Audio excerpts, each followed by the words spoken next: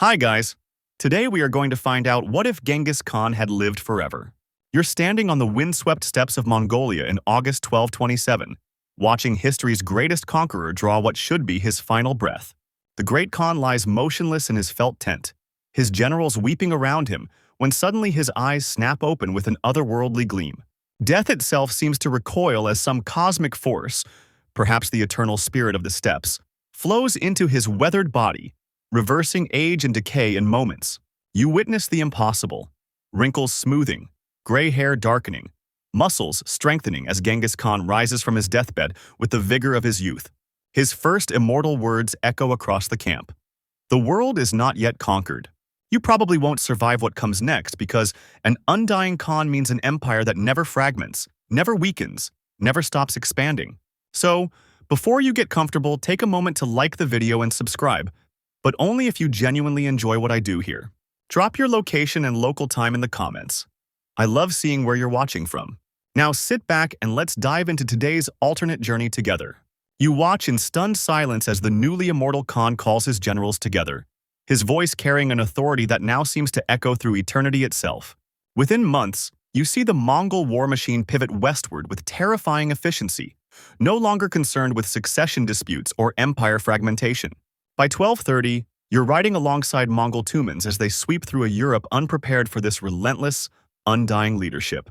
The Holy Roman Empire crumbles before your eyes as Frederick II's knights fall to superior Mongol tactics and an enemy who learns from every battle across centuries. You witness Paris burning in 1235, its Gothic spires collapsing as Mongol siege engines, perfected through immortal experience, breach every defense.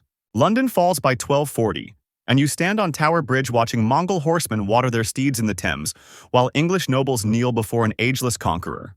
The Khan's immortal mind absorbs European innovations, castle architecture, crossbow designs, banking systems, integrating them into his ever-evolving war machine. By 1250, you're witnessing something unprecedented. A unified continent under Mongol rule, from Lisbon to Beijing, governed by one immortal will. European feudalism dies not through gradual social evolution, but under the hooves of horses guided by a mind that has centuries to perfect conquest. You find yourself aboard Mongol vessels in 1492, 5 centuries before Columbus, as the immortal Khan's maritime expeditions reach the shores of what Europeans would have called the New World. The Khan's accumulated wisdom guides these crossings. He's learned shipbuilding from Chinese junks, navigation from Arab traders, and now applies centuries of tactical knowledge to oceanic conquest. You watch Aztec warriors clash with Mongol cavalry on Mexican plateaus, their obsidian weapons no match for composite bows perfected across 7 lifetimes of warfare. Tenochtitlan falls not to Spanish conquistadors seeking gold, but to methodical Mongol administrators establishing trade networks that span 3 continents under one immortal ruler. You witness the Khan himself walking through Inca mountain fortresses, his ageless eyes studying their engineering while his generals plan integration rather than destruction. Unlike European colonizers driven by greed, the immortal Khan thinks in centuries, establishing sustainable extraction and cultivation systems across the Americas. By 1500, you're traveling Mongol trade routes that connect Machu Picchu to Beijing, carrying silver, chocolate, and tobacco eastward while silk and porcelain flow west. Native populations devastated by old-world diseases find themselves governed by Mongol administrators who've learned to rule diverse peoples across continents and cultures. You realize the Khan's immortality has created something unprecedented. A truly global empire administered with the patience only eternity can provide. You stand in 1750 watching the immortal Khan examine James Watt's steam engine prototype, his ancient mind immediately grasping its revolutionary potential for his global empire. Within decades, you see Mongol-funded workshops across 3 continents perfecting steam technology, while European inventors still struggle with basic designs. The Khan's centuries of metallurgical knowledge, gathered from Chinese alchemists and Islamic scholars, accelerate steel production beyond anything achieved in our timeline. By 1800, you're riding the first transcontinental railroad from London to Beijing, a marvel of engineering that connects the Khan's empire faster than any horse could travel. You witness factories rising simultaneously in Manchester, Mumbai, and Mexico City, all coordinated by an immortal ruler who thinks in terms of global supply chains. The Khan's accumulated knowledge of human nature guides labor relations, He's seen enough rebellions to know when to compromise, preventing the worst industrial exploitation.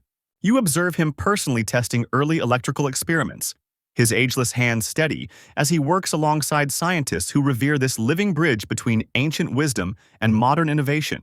By 1850, you're living in a world where gaslighting illuminates Mongol administrative centers from Samarkand to Cusco, unified infrastructure spanning continents. The immortal Khan's empire becomes humanity's first truly integrated global economy, with standardized currency, measurements, and communication systems centuries ahead of schedule.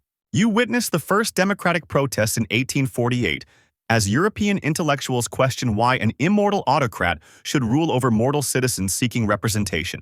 The Khan faces something unprecedented in his 8 centuries of rule: subjects who demand votes rather than fear his armies. You watch him convene the Great Assembly of 1850, bringing together elected representatives from every continent under his dominion for the first time. His immortal perspective proves both blessing and curse.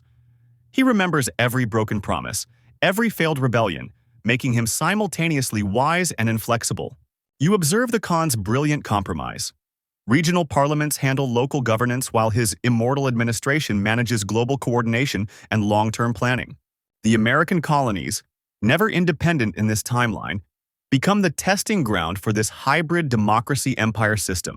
You stand in the Mongol Congress of 1876, watching Benjamin Franklin's grandson debate alongside Aztec chiefs and Chinese scholars under portraits of the Eternal Khan. Universal suffrage arrives decades early as the Khan realizes educated voters make better subjects than oppressed peasants. You witness the strange spectacle of democratic elections where candidates campaign on how best to serve an immortal emperor who remembers their great-grandfathers. The Khan's greatest challenge isn't conquest anymore. It's learning to share power while maintaining the unity that only his eternal presence provides. You find yourself in 1914 as the Great War erupts. But this time, the immortal Khan controls a unified empire stretching from Portugal to Korea, fundamentally altering global conflict. Instead of European powers clashing, you witness a 3-way struggle between the Mongol Empire, the German-Austrian alliance, and the emerging American-Russian partnership. The Khan's centuries of military experience prove decisive as he deploys combined arms tactics that won't be invented in our timeline for decades. You watch poison gas attacks fail against Mongol forces equipped with protective gear the Khan remembers from ancient Chinese alchemical warfare. By 1917, you're observing trench warfare where one side is commanded by a leader who personally fought at Stalingrad, Hastings, and Thermopylae across his immortal lifetime. The war ends not in 1918 but 1920. With the Khan's empire intact while Europe lies devastated, America emerges as the sole rival superpower. You witness the strange aftermath. President Wilson negotiating with a man who remembers the Crusades personally, discussing national self-determination. The Second World War becomes inevitable by 1935 as Hitler rises partly in response to Germanic humiliation at the hands of an Asian despot. You stand in 1941 watching Mongol cavalry charge alongside tanks against Nazi divisions, an immortal Khan adapting ancient tactics to mechanized warfare. The atomic bomb changes everything in 1945, giving America the only weapon that truly threatens an immortal ruler. You enter the Cold War era of 1950, witnessing a tripolar world. America with nuclear weapons, Soviet Russia with communist ideology, and the Mongol Empire with an immortal ruler who remembers both capitalism and socialism's birth. The Khan adapts to this new reality by developing his own atomic program, recruiting Nazi scientists alongside Soviet defectors and American expatriates. You observe the space race become a 3-way competition as Mongol rockets, designed with centuries of Chinese fireworks knowledge, launch from hidden silos in Central Asia. By 1960, you're watching the Khan scientists achieve fusion power first, combining ancient alchemical wisdom with modern physics in ways that baffle Western experts. The Cuban Missile Crisis of 1962 becomes more complex with Mongol submarines patrolling Caribbean waters, their immortal commander playing chess with Kennedy and Khrushchev simultaneously. You witness proxy wars across Africa and Asia, where Mongol-backed forces fight American and Soviet allies, each side claiming to liberate peoples from imperialism. The Khan's greatest advantage proves to be patience. He can outlast any mortal leader, waiting decades for the perfect moment to advance his interests. You stand in 1975 watching Saigon fall not to communist forces, but to Mongol-trained Vietnamese who seek neither American capitalism nor Soviet socialism. The Berlin Wall becomes a three-way barrier by 1980, dividing the city between American, Soviet, and Mongol sectors, each representing different paths to modernity. You witness the birth of the internet in the 1990s as the immortal Khan, having observed the rise and fall of every communication system from carrier pigeons to telegraphs, immediately grasps its revolutionary potential.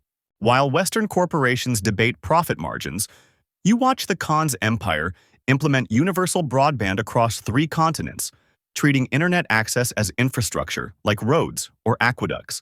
You observe the strange spectacle of an 800-year-old mind learning to use email, his first message reportedly reading, "Conquest is now digital." By 2000, you're navigating the Mongol Empire's integrated digital currency system, decades ahead of Bitcoin, backed by an immortal ruler's personal guarantee. The Khan's approach to social media fascinates you. He creates platforms designed for governance rather than profit, where citizens can petition their immortal emperor directly. You watch him adapt to smartphones with the same methodical patience he once applied to mastering siege warfare, understanding that information has become the new cavalry charge. The 2008 financial crisis barely touches the Mongol Empire because an immortal ruler who's witnessed every economic bubble in history saw it coming decades earlier. You observe the Khan's response to artificial intelligence. Rather than fear obsolescence, he embraces AI as the first technology that might match his immortal perspective. By 2010, you're living in a world where the oldest mind on Earth collaborates with the newest forms of intelligence, creating hybrid human-AI governance systems. You find yourself in 2015 watching the immortal Khan address the Paris Climate Accords, his ancient voice carrying weight as he speaks of witnessing the Little Ice Age firsthand. Unlike mortal leaders thinking in election cycles, you observe the Khan implementing 200-year environmental policies across his empire, reforesting entire continents with the patience only immortality provides. The Khan's response to climate change draws from centuries of observing natural cycles. He's seen droughts last decades and ice sheets advance and retreat across multiple lifetimes. You witness massive solar installations spanning the Gobi Desert, their design incorporating both cutting-edge technology and ancient Mongol understanding of seasonal wind patterns. By 2020, you're traveling through rewilded European plains where the Khan has reintroduced extinct species using genetic technology, creating ecosystems that mirror his memories of medieval landscapes. The Khan's empire becomes carbon negative by 2018, achieving through unified long-term planning what fractured democracies struggle to coordinate. You observe his radical solution to ocean acidification. Massive kelp farming operations managed by descendants of Mongol naval commanders who've studied sea currents for generations. The immortal ruler's greatest advantage in fighting climate change proves to be his personal investment. He must live with the consequences of today's decisions for eternity. You watch him negotiate with world leaders in 2021, offering climate refugees sanctuary in Mongol territories while demanding global carbon pricing mechanisms. You step into 2025 and witness a world fundamentally transformed by 8 centuries of immortal rule, where the Great Khan now governs nearly half of humanity through a blend of ancient wisdom and cutting-edge technology. The Mongol Empire stretches from Lisbon to Seoul, encompassing 4.2 billion people who've never known the chaos of constantly changing leadership that defines the remaining nation-states. You observe cities where Mongol administrative efficiency meets modern urban planning. Beijing-Barcelona Hyperloop connections, vertical farms in former steppes, and AI-assisted governance that learns from 800 years of policy data. The Khan himself appears remarkably unchanged, his immortal features bearing the same weathered determination that once conquered continents, now focused on conquering climate change and interplanetary expansion. You watch him in council meetings where quantum computers analyze policy outcomes while he draws from personal memories of every major historical precedent, creating decisions no mortal leader could make. The remaining independent nations, primarily the Americas, parts of Africa, and island nations, exist in complex relationships with this immortal empire, some adversarial, others increasingly cooperative. You witness the Khan's latest project, preparing humanity for expansion to Mars, applying the same methodical approach he once used to cross the Silk Road, but now planning for the ultimate frontier. As you observe this alternate world, you realize the fundamental question isn't whether immortal rule is better or worse, but how humanity adapts when one mind can outlast entire civilizations. Standing at the end of this journey through time, you've witnessed how one immortal life reshapes the entire human story. The world of 2025 under eternal Mongol rule challenges every assumption about progress, democracy, and human nature itself. Perhaps most striking is how the Khan's immortality solved humanity's greatest weakness: the inability to think beyond a single generation. Climate change, technological integration, and global cooperation all benefit from a ruler whose personal timeline spans centuries rather than election cycles. Yet questions linger about the price of such stability.